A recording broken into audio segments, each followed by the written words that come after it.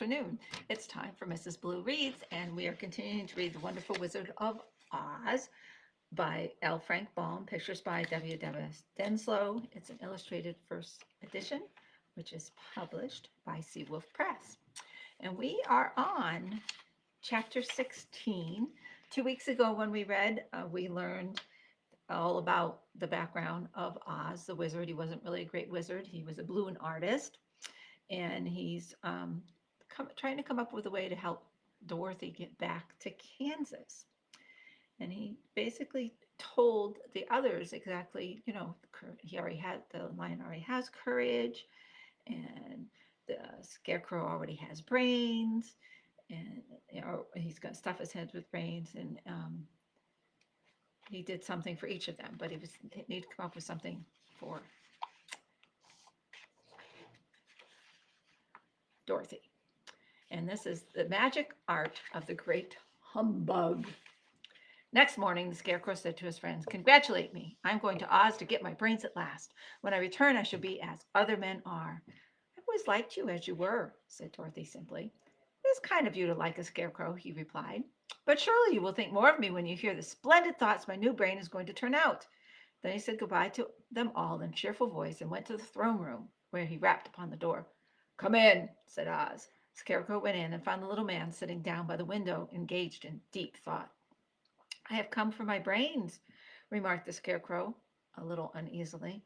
"Oh, yes, sit down in that chair, please," replied Oz. "You must excuse me for taking your head off, but I shall have to do it in order to put your brains in their proper place." "That's all right," said the Scarecrow. "You are quite welcome to take my head off, as long as it will be a better one when you put it on again." So the wizard unfastened his head and emptied out the straw. Then he entered the back room and took up a measure of bran, which he mixed with a great many pins and needles. Having shaken them together thoroughly, he filled the top of the Scarecrow's head with the mixture and stuffed the rest of the space with straw to hold it in place. When he had fastened the Scarecrow's head on his body again, he said to him, "Hereafter you will be a great man, for I have given you a lot of brand new brains." Scarecrow was both pleased and proud at the fulfillment of his greatest wish, and having thanked Oz warmly, he went back to his friends. Dorothy looked at him curiously. His head was quite bulged out at the top with brains. "How do you feel?" she asked. "I feel wise indeed," he answered earnestly. "When I get used to my brains, I shall know everything." "Why are those needles and pins sticking out of your head?" asked the Tin Woodman. "That is proof that he is sharp," remarked the Lion. "Well, I must go to Oz and get my heart," said the Woodman. So he walked to the throne room and knocked at the door. "Come in," called Oz, and the Woodman entered and said, "I have come for my heart." "Very well," answered the little man, "but I shall have to cut a hole in your breast so I can put your heart in the right place. I hope it won't hurt you." "Oh, no," answered the Woodman, "I shall not feel it at all." So Oz brought a pair of tinsmith's shears and cut a square hole, in the left side of the Tin Woodman's breast. Then, going to a chest of drawers, he took out a pretty heart, made entirely of silk and stuffed with sawdust. "Isn't it a beauty?" he asked. "It is indeed," replied the Woodman, who was greatly pleased. "But is it a kind heart?" "Oh, very," answered Oz. He put the heart in the Woodman's breast and then replaced the square of tin, soldering it neatly together where it had been cut. "There," said he. "Now you have a heart that any man might be proud of. I'm sorry I had to put a patch on your breast, but it really couldn't be helped." "Never mind the patch," exclaimed the happy Woodman. "I am very grateful to you and shall never forget your kindness." "Don't speak of it," replied Oz. Then the Tin Woodman went back to his friends, who wished him every joy on account of his good fortune. The Lion now walked to the throne room and knocked at the door. "Come in," said Oz. "I have come for my courage," announced the Lion, entering the room. "Very well," answered the little man. "I will get it for you." He went to a cupboard and, reaching up to a high shelf, took down a green square bottle, the contents of which he poured into a green gold dish, beautifully carved. Placing this before the Cowardly Lion, who sniffed at it as if he didn't like it, the wizard said, "Drink." "What is it?" asked the Lion.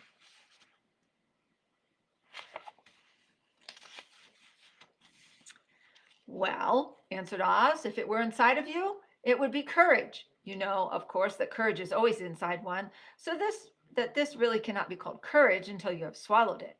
Therefore, I advise you to drink it as soon as possible." The Lion hesitated. no longer, but drank till the dish was empty. How do you feel now? Asked Oz. Full of courage, replied the lion, who went joyfully back to his friends to tell him of his good fortune. Oz, left to himself, smiled to think of his success in giving the Scarecrow and the Tin Woodman and the lion exactly what they thought they wanted. How can I help being a humbug? He said, when all these people make me do things that everyone knows can't be done. It was easy to make the Scarecrow and the lion and the Woodman happy because they imagined I could do anything. But it will take more than imagination to carry Dorothy back to Kansas. And I'm sure I don't know how it can be done. There it is. And you can kind of see the pins and needles sticking out of the Scarecrow's head. They have their courage, their heart, and their brains. Chapter 17. How the balloon was launched. For 3 days, Dorothy heard nothing from Oz. These were sad days for the little girl, although her friends were all quite happy and contented. The Scarecrow told him there were wonderful thoughts in his head, but he would not say what they were, because he knew no one could understand them but himself. When the Tin Woodman walked about, he felt his heart rattling around in his breast, and he told Dorothy he had discovered it to be a kinder and more tender heart than the one he had owned when he was made of flesh. The lion declared he was afraid of nothing on earth, and would gladly face an army or a dozen of the fierce Kaladas. Thus each of the little party was satisfied, except Dorothy, who longed more than ever to get back to Kansas. On the 4th day, to her great joy, Oz sent for her, and when she entered the throne room, he greeted her pleasantly. Sit down, my dear. I think I have found the way to get you out of this country. And back to Kansas? She asked eagerly. Well, I'm not sure about Kansas, said Oz, for I haven't the faintest notion which way it lies. But the first thing to do is to cross the desert, and that should be easy to find your way home. How can I cross the desert? She inquired. Well, I'll tell you what I think, said the little man. You see, when I came to this country, it was in a balloon. You also came through the air, being carried by a cyclone. So I believe the best way to get across the desert will be through the air. Now it is quite beyond my powers to make a cyclone, but I've been thinking the matter over, and I believe I can make a balloon. How? Answered Dorothy. A balloon, said Oz, is made of silk, which is coated with glue to keep the gas in. I have plenty of silk in the palace, so it'll be no trouble to make the balloon. But in all this country, there is no gas to fill the balloon with to make it float. If it won't float, remarked Dorothy, it will be of no use to us. True, answered Oz, but there is another way to make it float, which is to fill it with hot air. Hot air isn't as good as gas, for as if the air should get cold, the balloon would come down in the desert, and we should be lost. We? Exclaimed the girl. Are you going with me? Yes, of course, replied Oz. I am tired of being such a humbug. If I should go out of this palace, my people would soon discover I am not a wizard, and then they would be vexed with me for having deceived them. So I have to stay shut up in these rooms all day, and it gets tiresome. I'd much rather go back to Kansas with you and be in a circus again. I shall be glad to have your company, said Dorothy.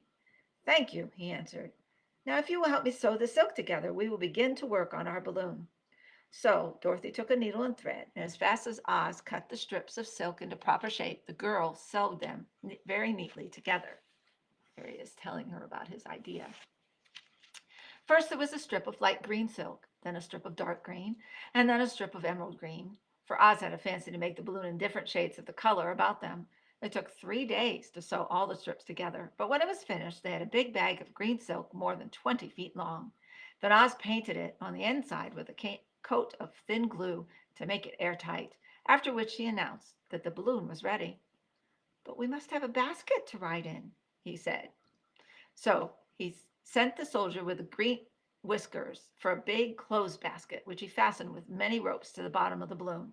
When it was all ready, Oz sent word to his people that he was going to make a visit to a great brother wizard who lived in the clouds. The news spread rapidly throughout the city, and everyone came to see the wonderful sight. Oz ordered the balloon carried out in front of the palace, and the people gazed upon it with much curiosity. The Tin Woodman had chopped a big pile of wood, and now he made a fire of it, and Oz held the bottom of the balloon over the fire so that the air that rose from it would be caught in the silken bag. Gradually, the balloon swelled out and rose into the air until finally the basket just touched the ground. Then Oz got into the basket and said to all the people in a loud voice, I am now going away to make a visit. While I am gone, the Scarecrow will rule over you. I command you to obey him as you would me. The balloon was by this time tugging hard at the rope that held it to the ground, for the air within it was hot. and this made it so much lighter in weight than the air without that it pulled hard to rise into the sky. Come, Dorothy, cried the wizard. Hurry up, or the balloon will fly away. I can't find Toto anywhere, replied Dorothy, who did not wish to leave her little dog behind. Toto had run into the crowd to bark at a kitten, and Dorothy at last found him. She picked him up and ran toward the balloon. She was within a few steps of it, and Oz was holding out his hands to help her into the basket when crack went the ropes, and the balloon rose into the air without her. Come back, she screamed. I want to go too. I can't come back, my dear, called Oz from the basket. Goodbye. Goodbye, shouted everyone, and all eyes were turned upward to where the wizard was riding in the basket, rising every moment farther and farther into the sky.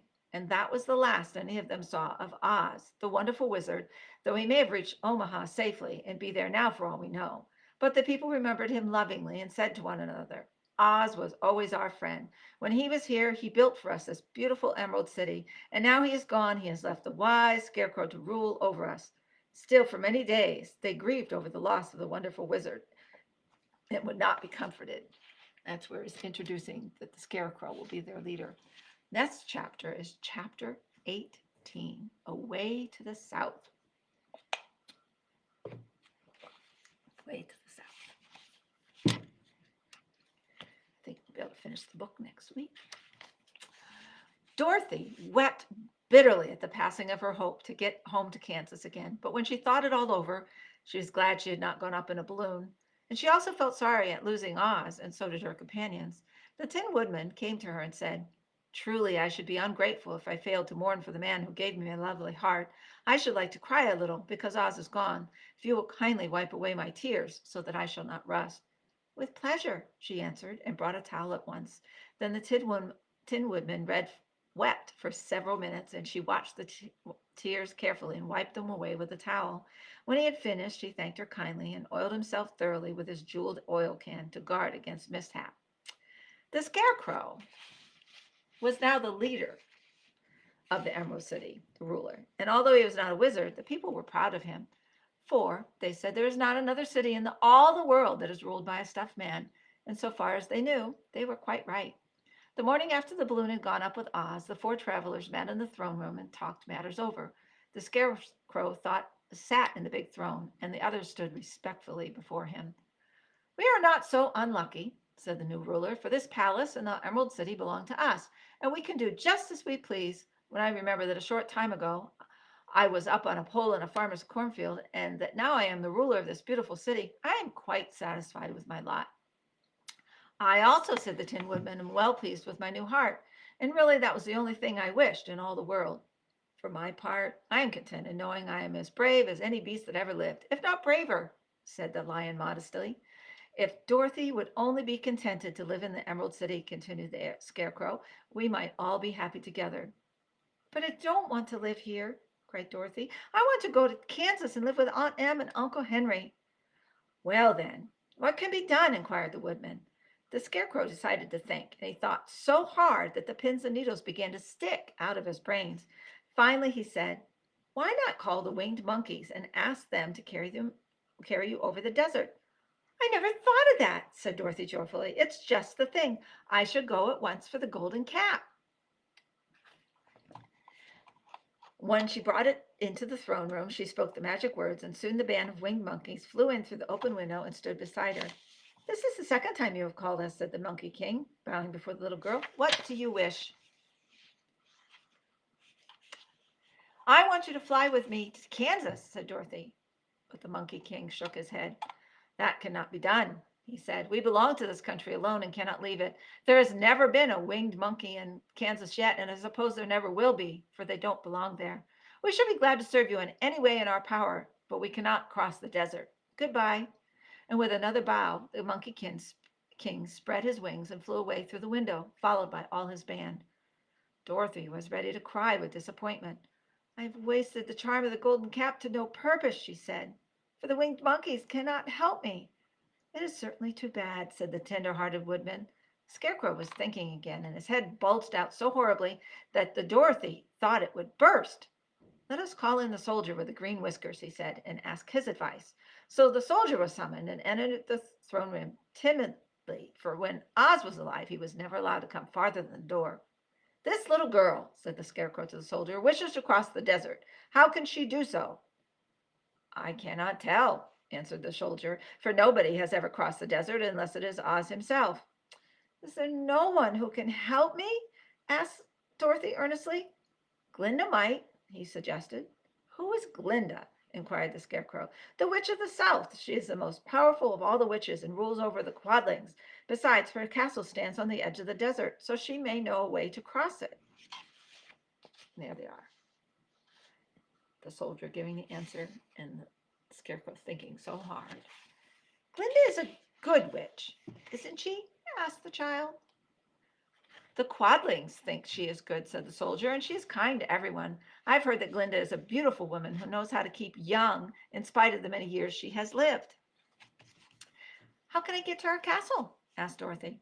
The road is straight to the south, he answered, but it is said to be full of dangers to travelers. There are wild beasts in the woods and a race of queer men who do not like strangers to cross their country. For this reason, none of the Quadlings ever come to the Emerald City. The soldier then left them, and the Scarecrow said, It seems, in spite of dangers, that the best thing Dorothy can do is to travel to the land of the South and ask Glinda to help her. For, of course, if Dorothy stays here, she will never get back to Kansas. You must have been thinking again, remarked the Tin Woodman. I have, said the Scarecrow. I shall go with Dorothy, declared the Lion, for I am tired of your city and long for the woods and the country again. I am really a wild beast, you know. Besides, Dorothy will need someone to protect her.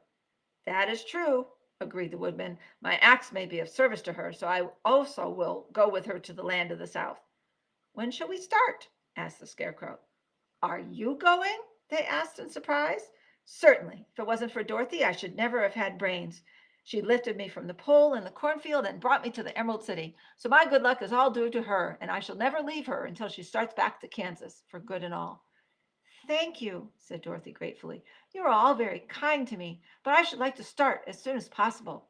We shall go tomorrow morning, returned the Scarecrow. So now let us all get ready, for it will be a long journey. Next week, we will read chapter 18, Attacked by the Fighting Trees. And maybe we'll be able to finish the book next week. I hope you enjoyed the 3 chapters that we read today of The Wonderful Wizard of Oz. Enjoy the rest of your afternoon.